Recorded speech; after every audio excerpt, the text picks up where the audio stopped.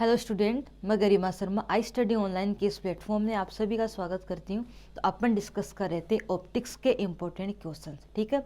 और अपना टॉपिक चल रहा था पोलराइजेशन ध्रुवण, ठीक है। तो बेसिकली अपन जो अपना बीएससी सेमेस्टर थर्ड में पेपर चलता है फिजिक्स का ऑप्टिक्स प्रकाशिकी, उसके इम्पोर्टेंट क्वेश्चंस डिस्कस कर रहे थे, जिसके अंदर अपना टॉपिक चल रहा था पोलराइजेशन ध्रुवण। ओके, तो बेसिकली ये जो अपना सीरीज है ये इम्पोर्टेंट क्वेश्चंस का सीरीज है, जिसके अंदर अपन वो क्वेश्चंस डिस्कस करेंगे जो कि एग्जाम के लिए इम्पोर्टेंट है। इतना क्वेश्चन करके, इतना पढ़ के आप पेपर को इजीली 80% तक अटेम्प्ट कर पाओगे, ठीक है। तो बेसिकली आपको जो क्वेश्चंस मैं करवाती हूँ उसमें से एक भी क्वेश्चन स्किप नहीं करना, ठीक है।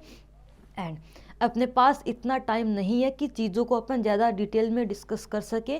तो किसी भी स्टूडेंट को अगर टॉपिक्स सारे पढ़ने हो या टॉपिक्स को बहुत गहराई में पढ़ना हो तो वो आई स्टडी ऑनलाइन के ऐप पर लेक्चर्स अवेलेबल है, वहाँ से देख सकते हो, ठीक है। अगर किसी स्टूडेंट को लैंग्वेज की दिक्कत हो, इंग्लिश या हिंदी की, तो आई स्टडी ऑनलाइन के ऐप पर दोनों लैंग्वेज के अलग अलग सेपरेट वीडियो अवेलेबल है, वहाँ से आप देख सकते हो, ठीक है। एंड नेक्स्ट बात, अगर किसी स्टूडेंट को किसी भी टॉपिक में, किसी भी क्वेश्चंस में कोई भी प्रॉब्लम हो तो वो कमेंट बॉक्स में अपना क्वेश्चन रख सकता है, ठीक है। तो बेसिकली अपना टॉपिक है पोलराइजेशन ध्रुवण। इसका एक पार्ट अपने डिस्कस कर लिया था, आज इसका सेकंड पार्ट डिस्कस करेंगे, ठीक है। तो बेसिकली जो इसकी बेसिक बातें थी, पोलराइजेशन क्या होता है, इलेक्ट्रोमैग्नेटिक वेव क्या होता है, ये सारी चीज़ें अपने डिस्कस कर ली। उसके बाद डिस्कस किया था plane polarise light, circular polarise light and elliptical polarise light. Okay, उसके बाद ब्रूस्टर का लॉ क्या होता है ये डिस्कस किया था, ठीक है। इसके ऊपर एक क्वेश्चंस भी किए थे, polarise light and unpolarise light में डिफरेंस क्या होता है वो भी अपने डिस्कस किया था, ठीक है। तो जो बेसिक चीज़ें थी इस चैप्टर की वो सारी अपने डिस्कस कर ली थी। और एक मेन सबसे बड़ा टॉपिक डिस्कस किया था production of circular and elliptical and plane polarise light, ठीक है। यहाँ से क्वेश्चन हर बार पूछा जाता है, ठीक है। अब देखो आज का अपना क्वेश्चन क्या रहेगा, तो आज डिस्कस करते हैं अपन अपना क्वेश्चन। एक सेकेंड,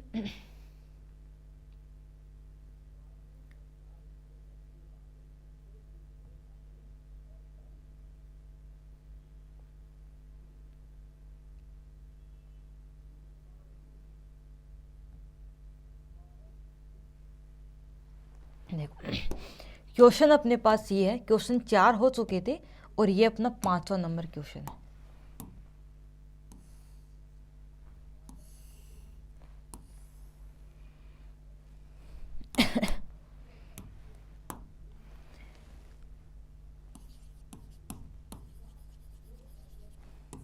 ठीक है, क्वेश्चन अपने पास क्या है, एक अक्षीय व धनात्मक क्रिस्टल के लिए हाइगेन के द्वि अपवर्तन के सिद्धांत को समझाइए। तो बेसिकली क्वेश्चन ऐसे आता है, जो हाइजेन अपने पास साइंटिस्ट है उसके द्वि अपवर्तन के डबल रिफ्रैक्शन के सिद्धांत को, प्रिंसिपल को अपने को समझाना है, ठीक है। देखो इसको समझते हैं।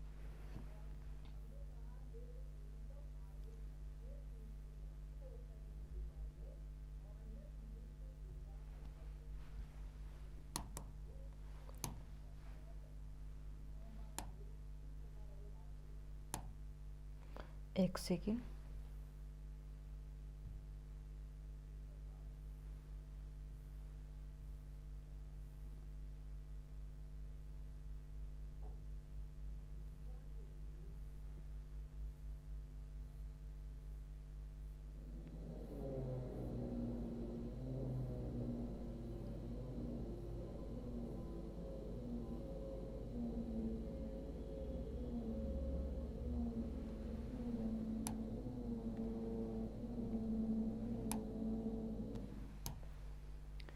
ये अपने पास है Huygens theory of double refraction. जो अपना हाइजेन का सिद्धांत है वो द्वि अपवर्तन के लिए क्या है वो अपन डिस्कस करेंगे आज की क्लास में, ठीक है। देखिए बेसिकली तो इसने ये बोला था कि जब एक लाइट अपने पास, एक अनपोलराइज लाइट किसी क्रिस्टल कैसे होंगे, स्पेसिफिक टाइप के होंगे। फॉर एग्जांपल केलेसाइट होता है, क्वार्ट्ज होता है। तो जो अपना केलेसाइट क्रिस्टल है, एक तो केलेसाइट, एक क्वार्ट्ज, ये कुछ स्पेशल टाइप के क्रिस्टल होते हैं। इनके ऊपर जब एक अनपोलराइज लाइट आपतित होती है तो क्या होगा, इसका डबल रिफ्रैक्शन होता है। मीन्स ये लाइट दो पार्ट में रिफ्लेक्ट होती है। एक तो अपने पास ई रे, एक को बोलते हैं ओ रे। ठीक है, तो basically according to Huygens theory of double refraction for uniaxial crystal, crystal कैसे होने चाहिए, यूनी एक्सियल मीन्स एका अक्षीय क्रिस्टल, उस क्रिस्टल की बस एक ऑप्टिकल अक्ष होनी चाहिए। ठीक है, तो बेसिकली इसका पहला पॉइंट अपने पास ये है। पहला पॉइंट अपने पास क्या है,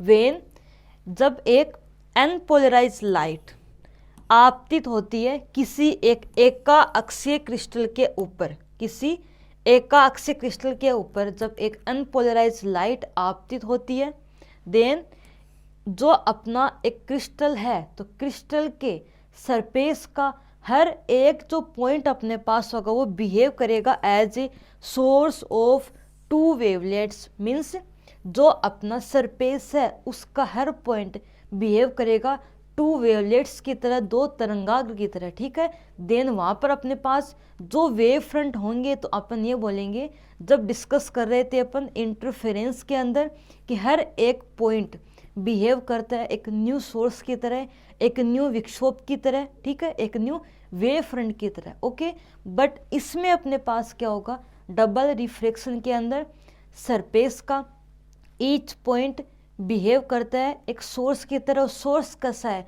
टू वेवलेट्स के लिए। ठीक है, तो हर एक पॉइंट से क्या होगा, जब हर किसी पॉइंट पर एक अनपोलराइज लाइट आपतित होती है तो वो लाइट दो लाइट्स में रिफ्लेक्ट होती है, एक तो ई रे, एक अपने पास ओ रे होती है। ठीक है, देखो आगे, वन इज ऑर्डिनरी रे और दूसरा क्या होता है, एक्स्ट्रा ऑर्डिनरी रे। इसको बोलते हैं ई रे, इसको बोलते हैं ओ रे। ठीक है, ये अपना फर्स्ट पॉइंट होगा। ओके, अब देखो सेकंड पॉइंट, जो ओ रे अपने पास है वो हर डायरेक्शन में सेम वेलोसिटी से मूव करती है। जो ओ रे अपने पास है वो हर डायरेक्शन में सेम वेलोसिटी से मूव करती है। देन इसका जो वेव फ्रंट है वो होता है स्पेरिकल वेव फ्रंट, गोलीय तरंगाग्र। ठीक है, बट जो ई रे अपने पास है वो सभी डायरेक्शन में अलग अलग वेलोसिटी से मूव करती है। तो इसका जो वेव फ्रंट होता है वो होता है इलिप्टिकल। कैसा होता है, इलिप्टिकल होता है। ठीक है, the velocity of E ray is equal to the velocity of O ray on the optical axis. तो जो ऑप्टिकल एक्सिस होती है इसके ऊपर ई रे और ओ रे की वेलोसिटी इक्वल होती है, जिन पॉइंट पर ये एक दूसरे को कट करती है। ठीक है, and the velocity of E रे will be maximum and minimum on the perpendicular point of optical axis. ठीक है, so the wave front of E ray is elliptical. इसका wave front कैसा होता है, दीर्घवर्तीय होता है, elliptical होता है। और फोर्थ पॉइंट अपने पास है, if the wave front, अगर जो अपना wave front है, देखो इसको इससे समझते हैं, इसको। बेसिकली पहला पॉइंट अपने पास क्या था, एक क्रिस्टल का फॉर एग्जांपल केलेसाइट हो सकता है, क्वार्ट्ज हो सकता है।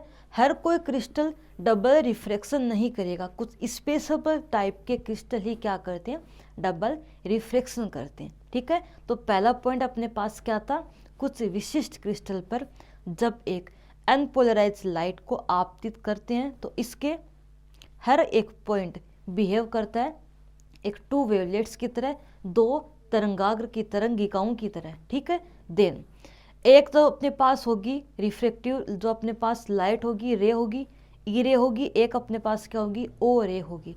जो ओ रे है उसका वेलोसिटी सभी डायरेक्शन में सेम है तो वो बनाता है स्पेरिकल वेव फ्रंट, और जो ई रे है उसका वेलोसिटी सभी डायरेक्शन में अलग अलग होता है तो वो बनाता है इलिप्टिकल अपने पास वेव फ्रंट। ओके, ओ रे क्या करता है, सर्कुलर वेव फ्रंट बनाता है और ई रे इलिप्टिकल वेव फ्रंट बनाता है। ठीक है, 2 पॉइंट हो चुके हैं। अब देखो जो ऑप्टिकल एक्सिस है, तो ऑप्टिकल एक्सिस के जिन पॉइंट पर ई रे और ओ रे आपस में इंटरसेक्ट करती है उन पॉइंट पर क्या होता है, वेलोसिटी दोनों की सेम होती है। तो ये जो पॉइंट है इन पे क्या होगा, दोनों की वेलोसिटी सेम होगी। जो अपना सर्कुलर है, ये है ओ रे का वेव फ्रंट, और जो अपना स्पेरिकल है ये, और जो अपना ये इलिप्टिकल है वो अपने पास किसका है, ई रे का वेव फ्रंट। तो स्पेरिकल ओ रे का, इलिप्टिकल ई रे का, स्पेरिकल ओ रे का, इलिप्टिकल ई रे का। ठीक है, तो ऑप्टिकल एक्स के 2 पॉइंट पर इनका वेलोसिटी सेम होता है। ठीक है, एंड इस ऑप्टिकल एक्स के परपेंडिकुलर जो अक्स है उसके अलोंग जो ई रे है उसका, जो अपने पास ई रे है, इस ई रे का वेलोसिटी क्या होगा, मैक्सिमम और मिनिमम। ये मैक्सिमम हो सकता है या फिर मिनिमम हो सकता है। अब यहाँ पर क्या होगा, मैक्सिमम होगा, और यहाँ पर क्या होगा, मिनिमम होगा। ठीक है, 3 पॉइंट हो गया। अब देखो अगर ओ रे का wave front means spherical wave front E ray के अंदर बनता है, तो ये जो क्रिस्टल अपने पास है इसको बोलते हैं नेगेटिव क्रिस्टल। जब ई रे का वेव फ्रंट, या बोल सकते हैं ओ रे का वेव फ्रंट ई रे के अंदर बने, तो वो जो क्रिस्टल है उसको बोलते हैं नेगेटिव क्रिस्टल। ठीक है, और जब ओ रे का वेव फ्रंट ई रे के बाहर बने, देखो ये बाहर है, तो ये जो क्रिस्टल है इसको बोलते हैं पॉजिटिव क्रिस्टल। क्या बोलते हैं, पॉजिटिव क्रिस्टल बोलते हैं। ठीक है, the wavefront of O ray and E ray are touch on the 2 point of optical axis। 2 point पर टच कर रहा है आप आपस में। the direction of vibrations in a wavefront are same at each point। तो जो इलेक्ट्रिक फील्ड के वाइब्रेशंस हैं वो क्या होंगे, सेम होंगे हर एक पॉइंट के ऊपर।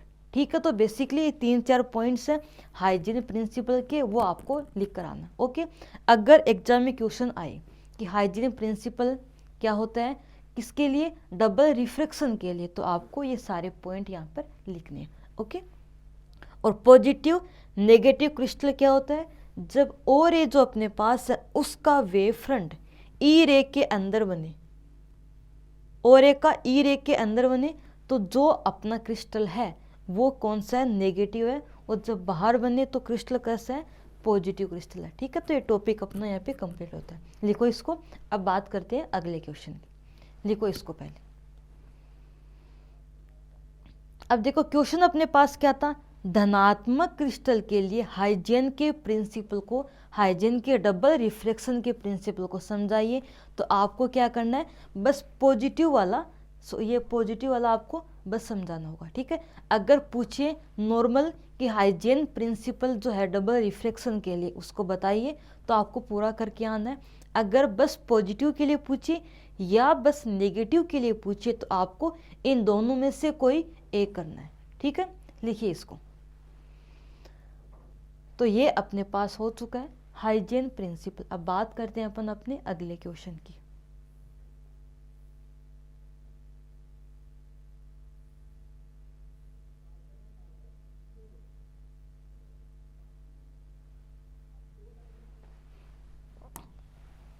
देखिए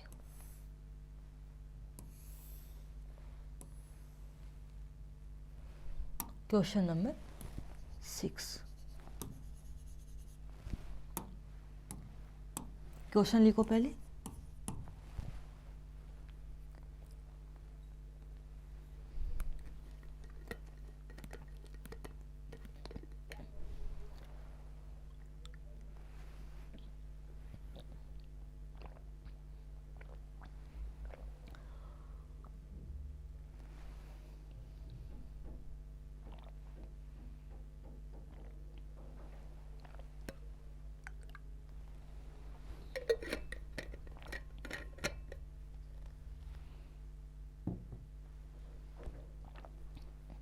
क्वेश्चन लिखो पहले।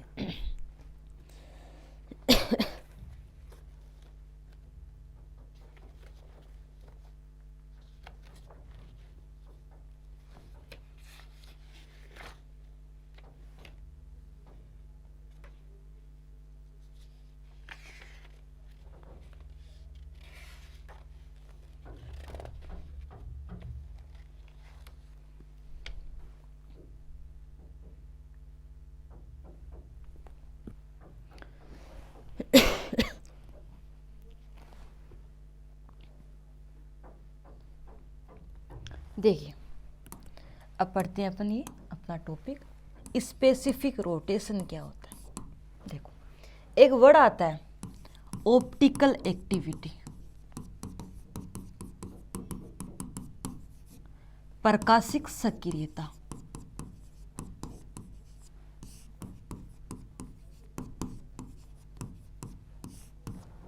ठीक है, अब देखिए ध्यान से, ऑप्टिकल एक्टिविटी क्या होती है, प्रकाशिक सक्रियता क्या होता है। देखो इसको समझते हैं।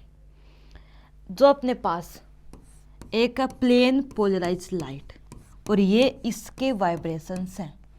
अगर किसी एक पोलराइज लाइट के जो अपने पास प्लेन और पोलराइजेशन है, या ये बोल सकते हैं इनके तो वाइब्रेशंस हैं, एक ध्रुवण तल के अंदर, एक प्लेन के अंदर, अगर इसको किसी एंगल से रोटेट करें तो ये जो अपना प्रोसेस होता है उसको बोलते हैं ऑप्टिकल एक्टिविटी, प्रकाशिक सक्रियता। ठीक है, तो बेसिकली ये अपने पास प्लेन पोलराइज लाइट है और ये अपने पास एक एनालाइजर है जो कि किसी थीटा एंगल से ट्विस्टेड है।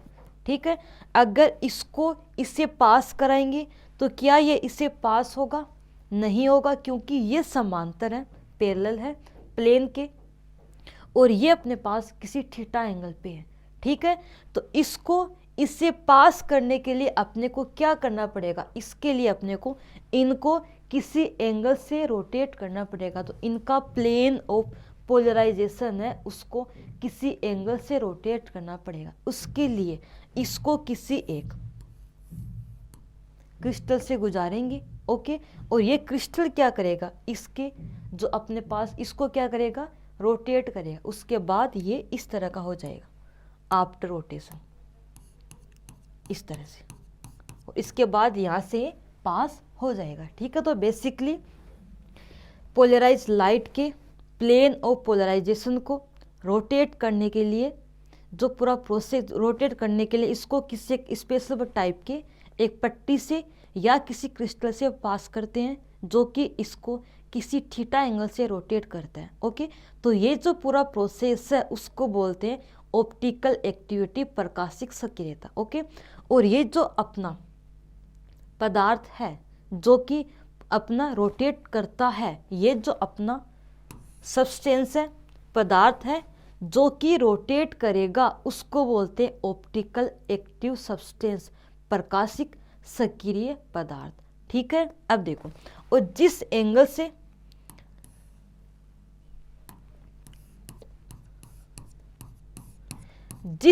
से ये रोटेट होती है उसको बोलते हैं घूर्णन कोण। ये जो थीटा एंगल है जिससे रोटेट हुई है, थीटा अपने पास क्या है? रोटेशनल एंगल, घूर्णन कोण। ठीक है,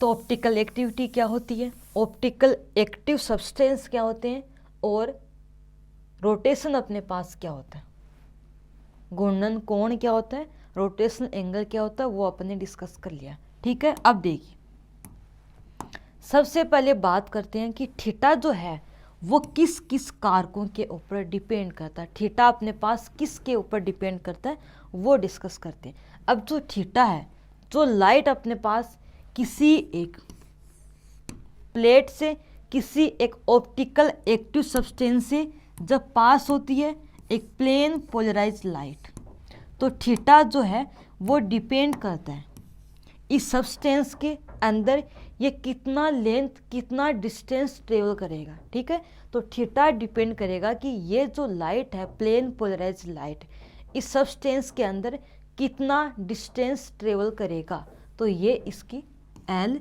लेंथ के ऊपर डिपेंड करता है। ठीक है, दूसरा जो थीटा अपने पास है, रोटेशनल एंगल, ये डिपेंड करेगा इस लाइट की वेवलेंथ के स्क्वायर के इनवर्स की, तो 1/λ स्क्वायर के क्या होगा? प्रोपोर्शनल होगा।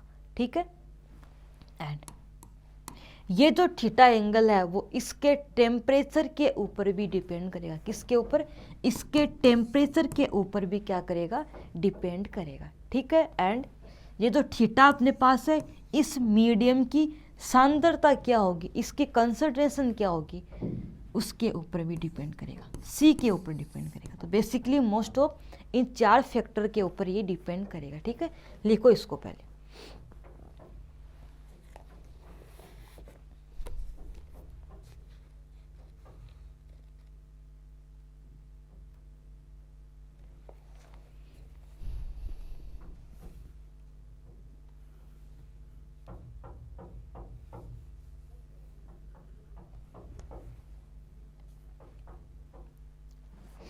ठीक है, अब देखिए आगे।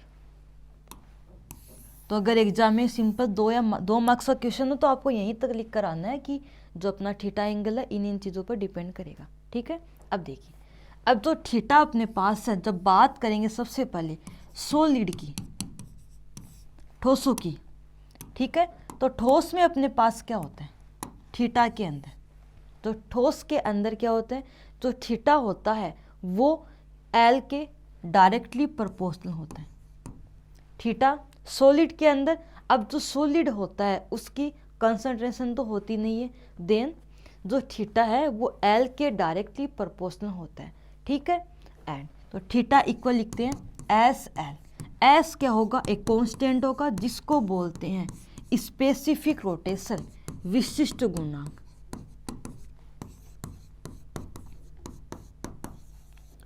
विशिष्ट गुणांक, ये कहानी है ठोस की।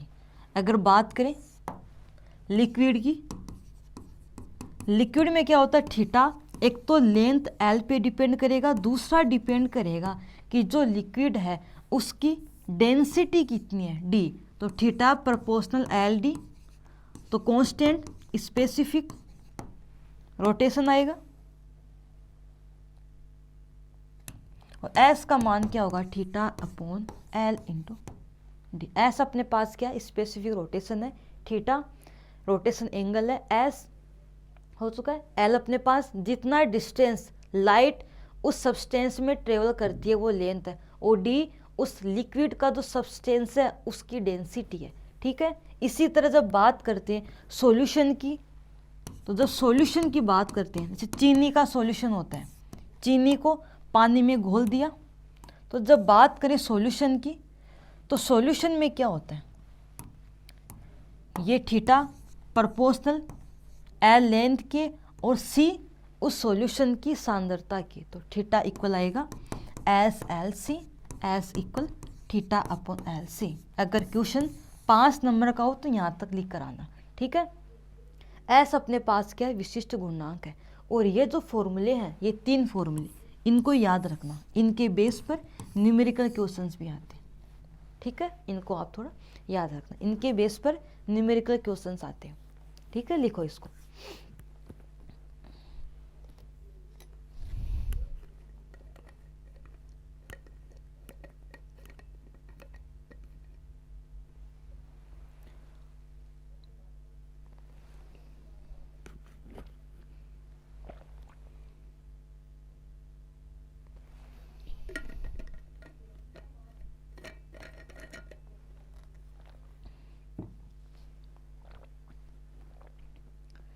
ओके, अब बात करते हैं अगले क्वेश्चन की।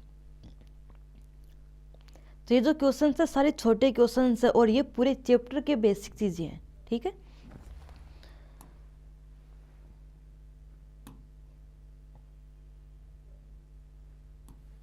ये देखिए ऐसे क्वेश्चन आएंगे।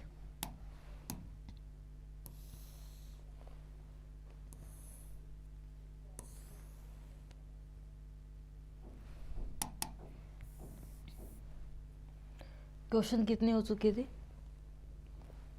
6 हो चुके थे, इसको लिखो 7 नंबर।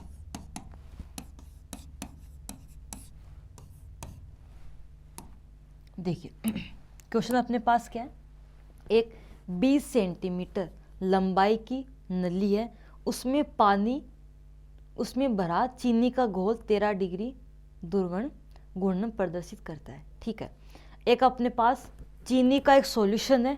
ओके, उसके लिए उसकी लेंथ है 20 सेंटीमीटर और रोटेशनल एंगल है 13 डिग्री। ठीक है, अब सांद्रता जो होती है उसके पूर्व मान की 1/3 हो तो पहले अपने पास कंसंट्रेशन माना C1 है, इसके बाद क्या कर दी, इसकी कंसंट्रेशन C2 कर दी, और C2 क्या है, इसको C मानते हैं, C/3 है। ठीक है, और ये C1 का मान क्या है, C है।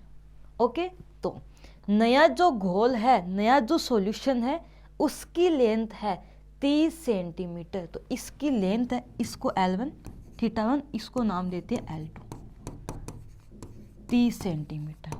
ठीक है, देन आपको निकालना है इस केस में θ2 का मान, पोलराइज एंगल कितना होगा। ओके, तो फॉर्मूला अभी डिस्कस किया अपन ने, उसी का यूज करके फाइंड आउट करेंगे। ठीक है, देखिए, तो जब बात करते हैं सॉल्यूशन की, जब बात करते हैं सॉल्यूशन की, तो सॉल्यूशन के अंदर लाइक अपने पास चीनी का घोल है यहाँ पे क्वेश्चन के अंदर।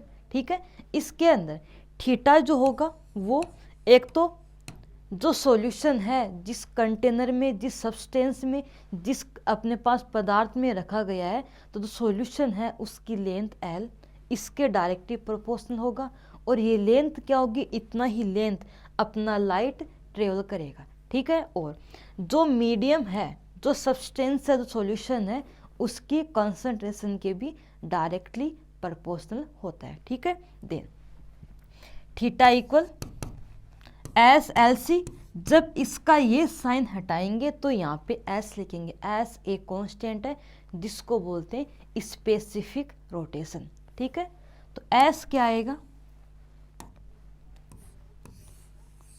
देखो आपको θ1 का मान गिवन है, θ2 का मान पूछा है, L1 का मान गिवन है, L2 का मान गिवन है, C1 का मान गिवन है, C2 का मान गिवन है। ठीक है, तो बेसिकली अगर बात करें फर्स्ट कंडीशन की, तो फर्स्ट कंडीशन में क्या होगा, θ1 equal SL1 C1। Second condition में θ2 इक्वल SL2 C2। ठीक है, इनका लेंगे रेशियो,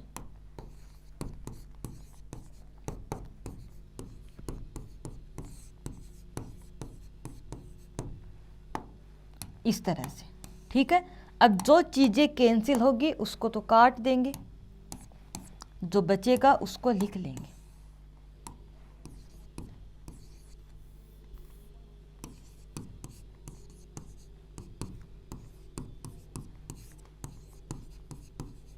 इस तरह से θ1 का मान आपको गिवन है, कितना है, 30 डिग्री है,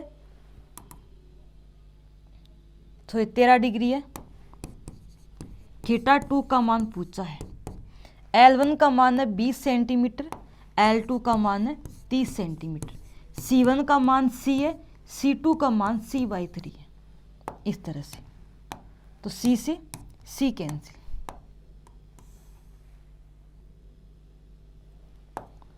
तो यहां से 13/θ2 इक्वल 0 से 0 कैंसिल, 2/3, ये 3 ऊपर जाएगा तो 3 से 3 कैंसिल, तो θ2 का मान आएगा 13/2 डिग्री। ठीक है, लिखो इसको, यही अपने को निकालना था।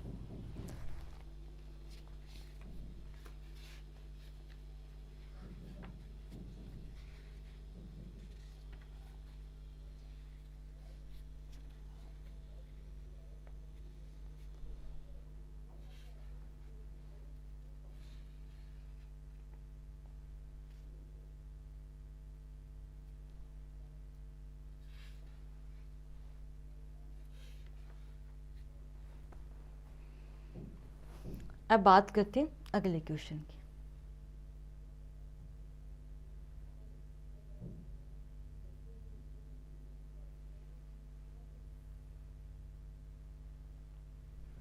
देखिए, ये क्वेश्चन अभी डिस्कस किया आपने, ये कल की क्लास में डिस्कस किया था, तो इस क्वेश्चन को देखो, ऐसे भी पूछ सकते हैं, कल ही डिस्कस किया आपने इसको।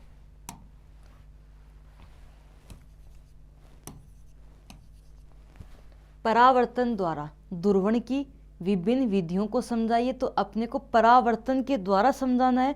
तो देखो, जब किसी एक अनपोलराइज लाइट को एक अपन किसी मीडियम के ऊपर, लाइक अपने पास कांच हो सकता है, जल हो सकता है, तो जब किसी एक अनपोलराइज लाइट को एक ब्रूस्टर के एंगल से किसी मीडियम के ऊपर आपतित करें, तो ये लाइट जो इसका रिफ्लेक्टेड पार्ट है वो क्या होता है, एक प्लेन पोलराइज प्राप्त होता है, और जो रिफ्लेक्टेड है, अपवर्तित है, वो प्राप्त होता है पार्शियली पोलराइज। ओके, तो परावर्तन के द्वारा अपने एक प्लेन पोलराइज लाइट प्राप्त कर सकते हैं। इसके अंदर ब्रूस्टर का लॉ डिस्कस किया था, mu equal 10 IP। Okay, IP Brewster का एंगल है और म्यू रिफ्लेक्टिव इंडेक्स है मीडियम का। ठीक है, इसके अंदर IP प्लस R कितना होता है, 90 होता है। ओके, तो क्वेश्चन देखो, क्वेश्चन में आपको पहले क्या करना है, सारी थ्योरी लिखनी है कि किस तरह से एक लाइट आपतित होती है ब्रूस्टर एंगल से, ये सारी चीज़ें लिखनी है। ठीक है, एंड अगर रिफ्रैक्टिव इंडेक्स का मान √3 है तो आपको पूछा है अपवर्तन कोण। तो अभी कल ही डिस्कस किया था, म्यू इक्वल 10 IP, म्यू का मान √3 है तो IP का मान क्या होगा, IP का मान 60 डिग्री होगा। ठीक है, अगर IP का मान 60 है तो R का मान कितना होगा, 30 डिग्री होगा। ठीक है, ये डिस्कस कर लिया अपन। तो देखो, एक क्वेश्चन कई टाइप से एग्जाम में आ सकता है।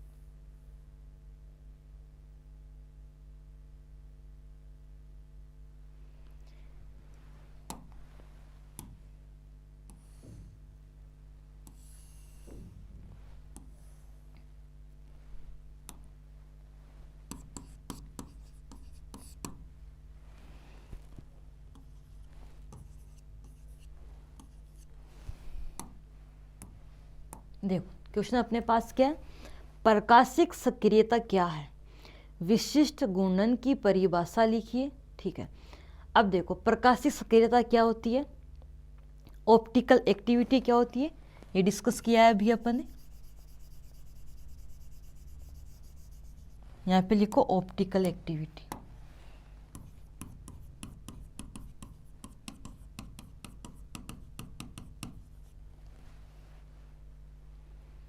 ऑप्टिकल एक्टिविटी क्या होती है वो डिस्कस कर लिया है, स्पेसिफिक रोटेशन क्या होता है वो भी डिस्कस कर लिया है। ठीक है, अब देखो, तो आपको क्वेश्चन दिया गया है 20 ग्राम शक्कर के लिए, शक्कर को पानी में घोलकर 50 सीसी घोल तैयार किया गया है। ठीक है, तो जो मास है, जो अपना शक्कर है, शक्कर का कितनी क्वांटिटी ली है, 20 ग्राम। ठीक है, और इसका वॉल्यूम कितना घोल लिया है, तो V का मान क्या है, 50, सीसी का मतलब सेंटीमीटर क्यूब है।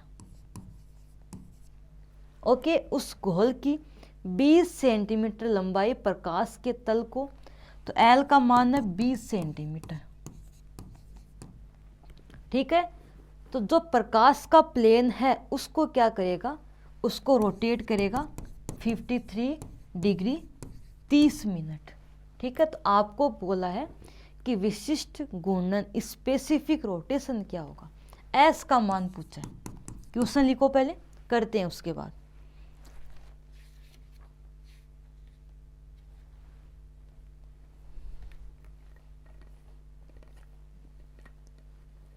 क्वेश्चन लिखो पहले।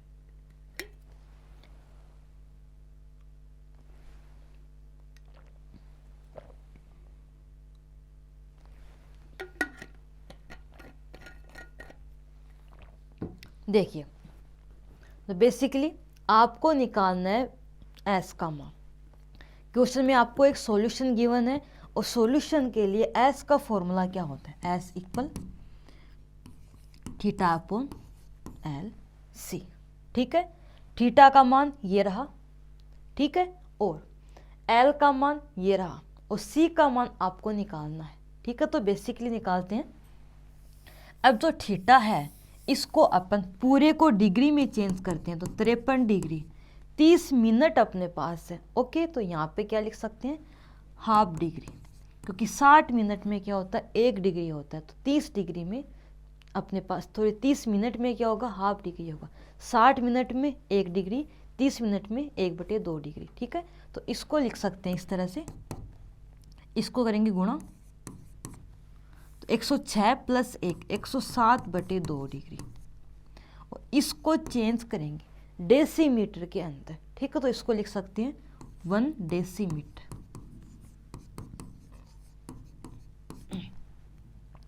एक डेसीमीटर में 10 सेंटीमीटर होता है। ओके, अब देखिए अब अपने को निकालना है कंसंट्रेशन सांद्रता C का मान। और C क्या होगा? मास अपॉन वॉल्यूम 2/5 ग्राम अपॉन सेंटीमीटर क्यूब, ये होगा, ठीक है। अब निकालते हैं S का मान। S इक्वल थीटा का मान 107/2 अपॉन L 2 डेसीमीटर C, और C अपने पास है 2/5।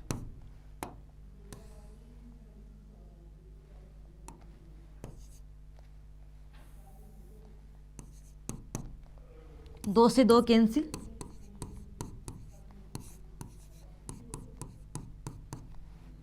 तो ये अपने पास क्या होगा? स्पेसिफिक रोटेशन होगा।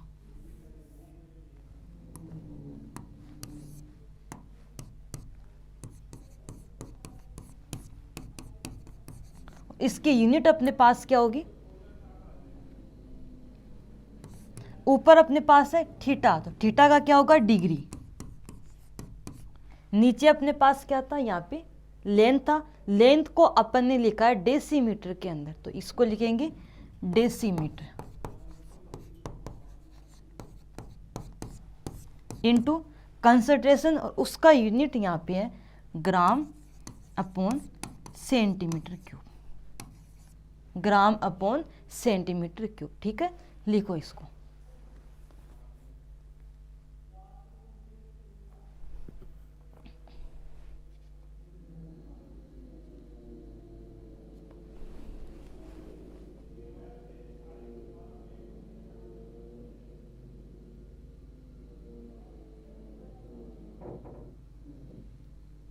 ओके, तो बेसिकली S का मान और अपन ने डिस्कस किया है यहाँ पे,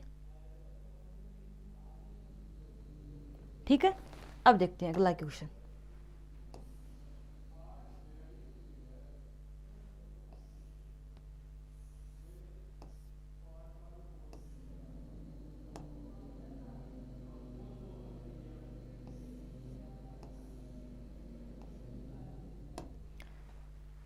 नेक्स्ट क्वेश्चन अपने पास है half wave and quarter wave plate अपने पास क्या होती है?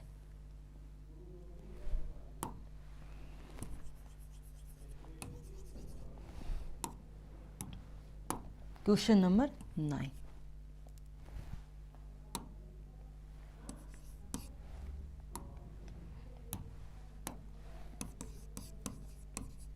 देखो, half wave plate and quarter wave plate अपने पास क्या होती है? देखो, ये प्लेट क्या होती है वो डिस्कस करेंगे, ठीक है। एक अपने पास है क्वार्टर वेव प्लेट, इसको बोलते हैं QW, चतुर्थांश तरंग प्लेट। ओके, तो क्वार्टर वेव प्लेट एक ऐसी प्लेट होती है जो अपने पास ई रे है और ओ रे होती है। इनके मध्य क्या करती है? इनके मध्य λ/4 का पाथ डिफरेंस क्रिएट करती है। इनके मध्य क्या करती है? λ/4 का पाथ डिफरेंस क्रिएट करती है। अगर पाथ डिफरेंस λ/4 है तो फेज का क्या होगा? π/2 होगा।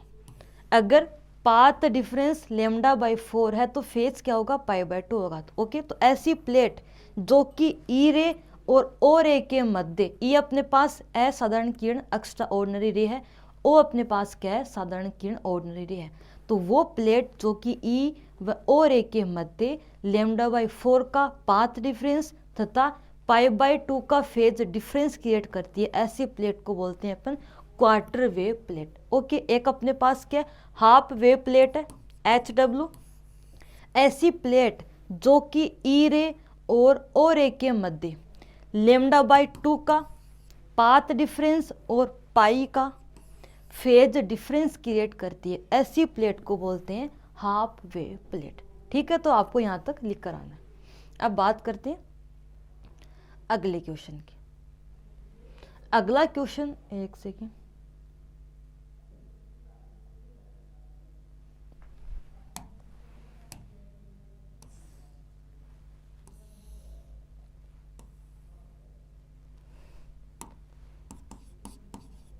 देखिए क्वेश्चन अपने पास क्या है, क्वार्टर वेव प्लेट और हाफ वेव प्लेट, इनकी थिकनेस आपको निकालनी है। ठीक है, क्वेश्चन लिखो पहले, फिर करते हैं इसको।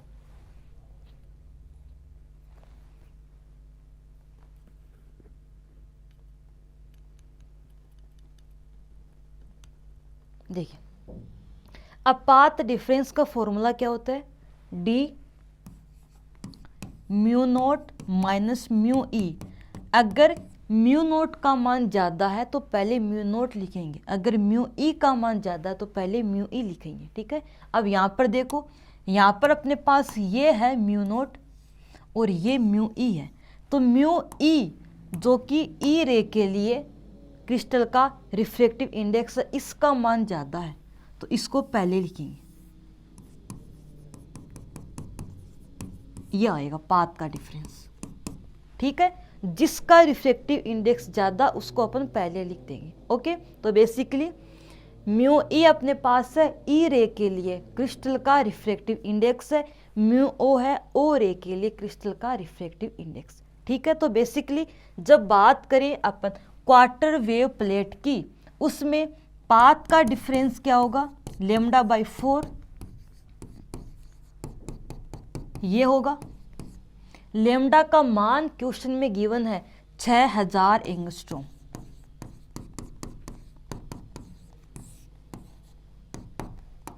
डी का मान आपको पूछा है, म्यू ई का मान गिवन है 1.553 और म्यू नोट का मान गिवन है। तो आपको क्या करना है, ये सारे मान इसको सोल्व करके डी का मान निकालना है और डी आएगा मीटर में। ठीक है, इसी तरह से जब बात करते हैं हाफ वेव प्लेट की, तो हाफ वेव प्लेट क्या करेगा, लेमडा बाई 2 का पाथ डिफरेंस क्रिएट करता है। तो इस तरह से म्यू ई पहले लिखेंगे।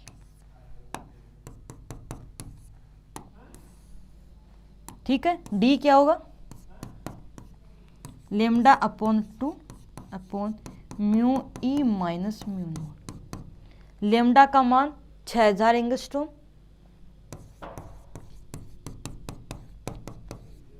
और 2 अपने पास, और म्यू ई का मान पुट कर देंगे और म्यू नोट का मान पुट कर देंगे। ठीक है, लिखो इसको।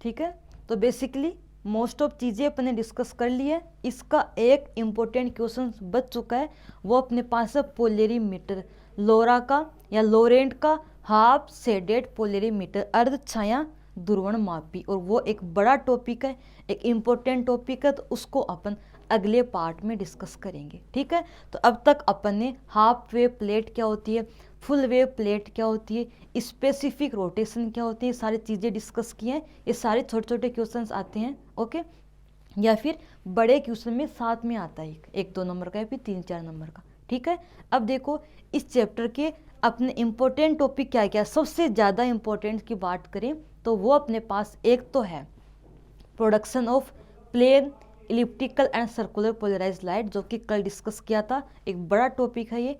दूसरा अपने पास है जो हाइजेन का प्रिंसिपल है डबल रिफ्रैक्शन के लिए, वो भी एक इम्पोर्टेंट टॉपिक है। ठीक है, तीसरा जो अपना टॉपिक है वो है लोरेंट का हाफ शेडेड पोलेरीमीटर, अर्ध छाया ध्रुवण मापी, और ये टॉपिक अपन कल डिस्कस करेंगे। ठीक है, बाकी ये जो अपने पास स्पेसिफिक रोटेशन है, हाफ वेव प्लेट है, फुल वेव प्लेट है, ये सारे क्वेश्चंस क्या है, इंपॉर्टेंट है ये भी, बट जो बड़ा क्वेश्चन आता है वो नहीं होगा। ये क्वेश्चंस क्या होंगे, 3 या 4 नंबर के होंगे, या ये बोल सकते कि जो बड़ा क्वेश्चंस होगा उसके साथ आएगा ये, ठीक है। तो बेसिकली आपको क्या करना है, सारी चीज़ें लिखनी है, इनको बार बार रिवाइज करना है, नोट्स बार बार पढ़ते रहना है। बाकी जो न्यूमेरिकल क्वेश्चंस है ये हमेशा आता है इस तरह का, और ये आपको खुद से करने की ट्राई करनी है, ठीक है। तो बेसिकली एक और टॉपिक बच चुका है, वो होता है हाफ शेडेड पोलरिमीटर, वो अपन कल की क्लास में डिटेल में डिस्कस करेंगे। तो इसके जो पोलराइजेशन अपना टॉपिक था उसके 2 पार्ट हो चुके हैं,